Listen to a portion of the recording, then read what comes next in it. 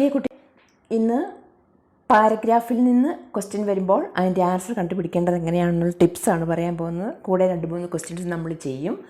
അപ്പോൾ അതിന് നിങ്ങൾക്ക് ഫുൾ 6 മാർക്കിൻ്റെ ക്വസ്റ്റ്യൻ ആയിരിക്കും. ഫുൾ മാർക്ക് നിങ്ങൾക്ക് വാങ്ങിക്കാം. ഇതൊന്ന് ശ്രദ്ധിക്കുക കേട്ടോ. അപ്പോൾ കോംപ്രിഹെൻഷൻ എന്ന് പറഞ്ഞാൽ തന്നെ എന്താണ്? അണ്ടർസ്റ്റാൻഡ് ചെയ്യുക, മനസ്സിലാക്കുക എന്നാണ്. എന്താണ് അണ്ടർസ്റ്റാൻഡ് ചെയ്യേണ്ടത്? പാരഗ്രാഫ് നന്നായിട്ട് വായിച്ച് മനസ്സിലാക്കുക. അപ്പോൾ നിങ്ങൾക്ക് ഇനി ഞാൻ പറഞ്ഞു, കഴിഞ്ഞ വീഡിയോയിൽ ഞാൻ പറഞ്ഞു, നിങ്ങൾക്ക് ക്വസ്റ്റ്യൻ പേപ്പർ തന്നെയായിരിക്കും ഈ ദിവസങ്ങളിൽ നിങ്ങൾക്ക് ചെയ്തു തരാൻ പോകുന്നത്.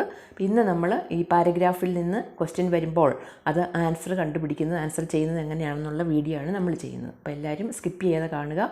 സബ്സ്ക്രൈബ് ചെയ്യാത്തവർ സബ്സ്ക്രൈബ് ചെയ്യുക. ഓക്കെ, നമുക്ക് കോംപ്രിഹെൻഷൻ നോക്കാം. ആദ്യം നമ്മൾ അതിൻ്റെ ചെറിയൊരു ടിപ്പാണ്.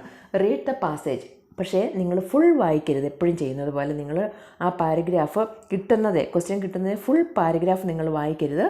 Read 1 sentence 2 times. അപ്പം ആ ഒരു സെൻറ്റൻസ് 2 പ്രാവശ്യം, അങ്ങനെ ഓരോ സെൻറ്റൻസും 2 പ്രാവശ്യം വായിക്കുക. പിന്നെ അത് നന്നായിട്ട് മനസ്സിലാക്കുക. And read questions, focus again on paragraph. അപ്പോൾ നമുക്ക് നോക്കാം.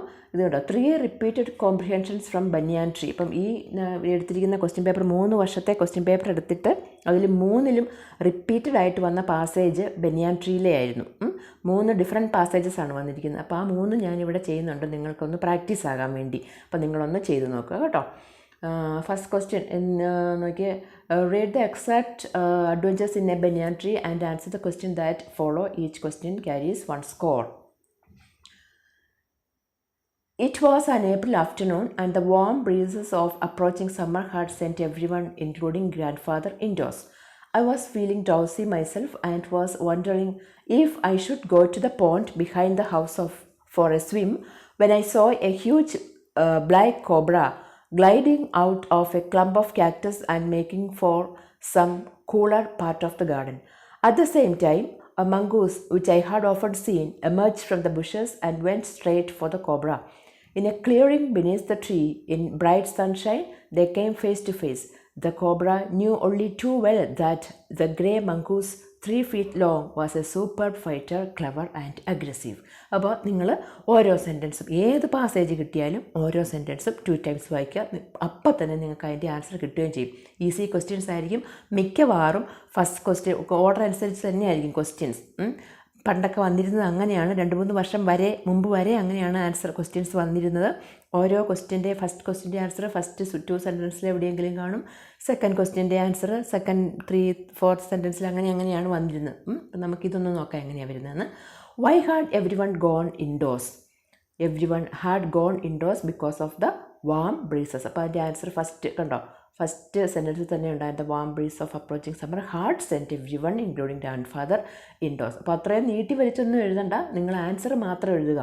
Every one had gone indoors because of the warm breezes. Okay, അടുത്തത്. Who saw the cobra?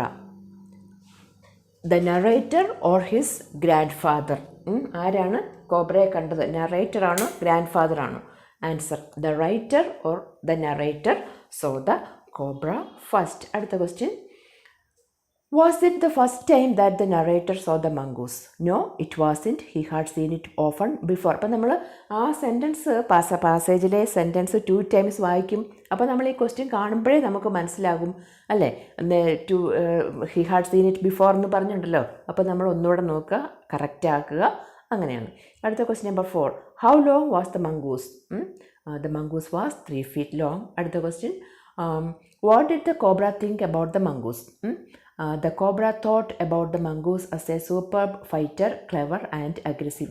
ഇതൊക്കെ അതുപടി പാരഗ്രാഫിലുണ്ട് അല്ലേ. അപ്പം ശ്രദ്ധിച്ച് വായിച്ച് മനസ്സിലാക്കുക, ആൻസർ ചെയ്യുക.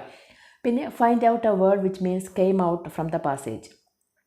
ഇങ്ങനെയുള്ള ഫ്രേസസിൻ്റെ മീനിങ്സ് കണ്ടുപിടിക്കാനായിട്ട് വരും. അതിൻ്റെ മീനിങ് ആണ് എമേർജ്ഡ്. മനസ്സിലാക്കി വെക്കുക കേട്ടോ, ഓർത്തിരിക്കുക, എമേർജ്ഡ്. ഇനി അടുത്ത ക്വസ്റ്റ്യൻ നമുക്ക് നോക്കാം. ഇത് നോക്കിയേ. Read the exact adventures in banyan tree and answer the question that follow. Each question carries 1 score. ഓരോ ക്വസ്റ്റ്യനും 6 മാർക്ക്, ഓരോ മാർക്ക് വെച്ചുണ്ട്. 6 മാർക്കിൻ്റെ ക്വസ്റ്റ്യനാണ് ഇത്. വേറെ അഡ്വഞ്ചേഴ്സ് ഇൻ ബനിയാൻ ട്രീയിലെ വേറൊരു പാരഗ്രാഫ് നോക്കിയേ. When I had also made a conscious descent from the tree and returned to the house, I told grandfather of the fight I had seen. He was pleased that the mongoose had won. He had encouraged it to live in the garden to keep away the snakes and fed it regularly with scraps from kitchen. He had never tried taming it because wild mongoose was more useful than a domesticated one. From the banyan tree, I often saw the mongoose patrolling the four corners of the garden, and once I saw him with an egg in his mouth, I knew he had been in the poultry house, but he had not harmed the birds, and I knew grandmother would forgive him for stealing as long as he kept the snakes away from the house. അപ്പം ഇതും നിങ്ങൾ 2 times, ഓരോ സെൻറ്റൻസും 2 times വായിക്കുക. നേരെ ക്വസ്റ്റിനിലേക്ക് പോവുക. First question, why was the grand father pleased? The grandfather was pleased because the mongoose had won the fight. Okay, അത് അതുപടിയുണ്ട് ക്വസ്റ്റ്യനിൽ. അടുത്ത ക്വസ്റ്റ്യൻ നോക്കിയേ, ഇതും ഓർഡർ അനുസരിച്ച് തന്നെയാണ് അല്ലേ. Why did the grand father encourage the mongoose to live in the garden? The grandfather encouraged the mongoose to live in the garden because it would keep away the snakes. Okay, അടുത്ത question, the grandfather never tried training the mongoose. Why? The grandfather never tried training the mongoose because a wild mongoose was more useful than a domesticated one. അടുത്ത്, what did the narrator often see when he was sitting on the banyan tree? When he was sitting on the banyan tree, the narrator often saw the mongoose patrolling the four corners of the garden. അപ്പം ഇതെല്ലാം നിങ്ങൾ 2 times വായിച്ചാൽ കിട്ടും. Okay, അങ്ങനെ തന്നെ വായിച്ച് മുമ്പോട്ട് പോവുക. അടുത്ത question, Was the grandmother angry with the mongoose for stealing an egg from her poultry? No, she wasn't angry. വെറുതെ നോ എന്ന് മാത്രം എഴുതിയാൽ പോരാ, ആൻസർ ഫുൾ സെൻറ്റൻസിൽ തന്നെ എഴുതുക. No, she wasn't angry. And 6th one, find a word from passage which means termed.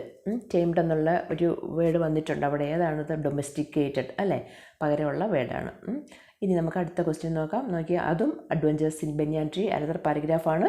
അപ്പോൾ നിങ്ങൾ ഈ ക്വസ്റ്റ്യൻസ് ദയവ് ചെയ്ത് ഇത് പഠിക്കുക, മനസ്സിലാക്കുക, നന്നായിട്ട് ഒന്ന് ഓർത്ത് വയ്ക്കുക. In the spring, when the banyan tree was full of small red figs, birds of all kinds would flock into its branches. The red-bottomed bulbul, cheerful and greedy, gossiping rosy pastures, and parrots and crows squabbling with each other all the time. During the fig season, the banyan tree was the noisiest place on the road. Halfway up the tree, I had built a small platform on which I would often open the afternoons when it wasn't too hot. I could read there, propping myself up against the hole of the tree with cushions taken from the drawing room. Treasure Island, Huckleberry Finn, the Mowgli stories, and the novels of Edgar Rice Burroughs and Louisa May Alcott made up my bag of very mixed reading. അപ്പോൾ ഇതും നിങ്ങൾ 2 times വായിക്കുക. നേരെ ക്വസ്റ്റ്യനിലേക്ക് പോവുക. അടുത്ത question നോക്കിയേ, when would birds flock into the branches of the banyan tree? Birds would flock into the branches of the banyan tree in the spring when it was full of small red figs. A word in the passage means noisy quarrel. Identify the word. ഏതാണ് noisy quarrel എന്നുള്ള ഒരു ആ meaning വരുന്ന ഒരു word പാസേജിൽ വന്നിട്ടുണ്ടെന്നാണ് പറയുന്നത്. ഏതാണ്? Squabbling. Okay, what did the boy do while sitting on the platform on the banyan tree? He spend the afternoons when it was not too hot reading different kinds of books.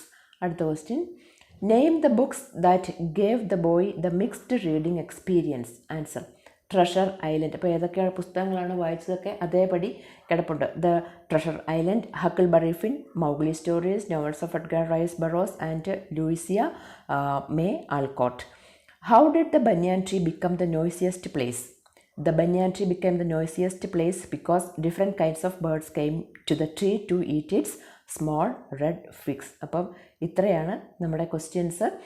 നിങ്ങൾ മനസ്സിലാക്കുക, ഈ 3 വർഷം repeated ആയിട്ട് ചോദിച്ചിരിക്കുന്ന ആ ലെസണാണ് banian tree. Banian tree ഒത്തിരി important ആയിട്ടുള്ള ഒരു ലെസണാണ്. അപ്പം അതിലെ പാരഗ്രാഫ് നിങ്ങൾ നന്നായിട്ട് വായിച്ച് മനസ്സിലാക്കുക. എല്ലാ പാരഗ്രാഫും നന്നായിട്ട് വായിച്ച് മനസ്സിലാക്കുക.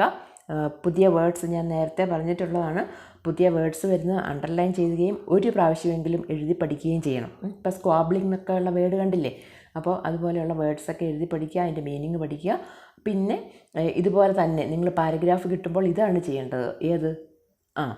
ഓരോ സെൻറ്റൻസും 2 ടൈംസ് വായിക്കുക. അല്ല നേരിട്ട് ആ പാരഗ്രാഫ് ഫുള്ളായിട്ട് വായിച്ചു പോകരുത്. ആദ്യം തന്നെ പാരഗ്രാഫിൻ്റെ ഓരോ സെൻറ്റൻസും 2 ടൈംസ് വായിച്ച് മനസ്സിലാക്കുക. അപ്പോൾ തന്നെ നിങ്ങൾക്ക് എല്ലാം കിട്ടും. അപ്പം നമ്മുടെ കോംപ്രിഹെൻഷൻ്റെ വീഡിയോ ഇവിടെ തീരുകയാണ്. അടുത്ത ക്വസ്റ്റ്യൻ എന്താണെന്ന് നമ്മൾക്ക് അടുത്ത വീഡിയോയിൽ ഞാൻ പറഞ്ഞു തരാം. അപ്പോൾ അതുവരെ നിങ്ങൾക്ക് എല്ലാവർക്കും ഓൾ ദ ബെസ്റ്റ്. നന്നായിട്ട് പഠിക്കുക, ഒട്ടും പേടി വേണ്ട. ഫുൾ മാർക്ക് വാങ്ങിക്കാൻ നിങ്ങൾക്ക് A+ വാങ്ങിക്കാൻ ഞാൻ റെഡിയാക്കി തരാം കേട്ടോ. അപ്പോൾ all the best. God bless you all.